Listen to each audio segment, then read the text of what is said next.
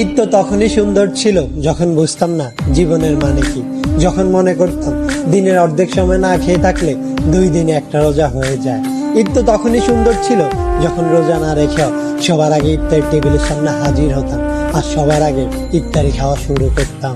ঈদ তো তখনই সুন্দর ছিল যখন ঈদের নতুন জামা কাপড় কিনে দেওয়ার জন্য আব্বু আম্মুর কাছে কান্নাকাটি করতাম আর মনে করতাম কেউ ঈদের নতুন জামা কাপড় দেখে ফেললেই হয়তো ঈদ শেষ হয়ে যাবে।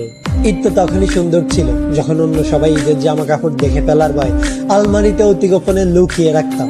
ঈদ তো তখনই সুন্দর ছিল যখন ঈদের দিন সবার পা ধরে সালাম দিতাম আর সালামের জন্য দাঁড়িয়ে থাকতাম।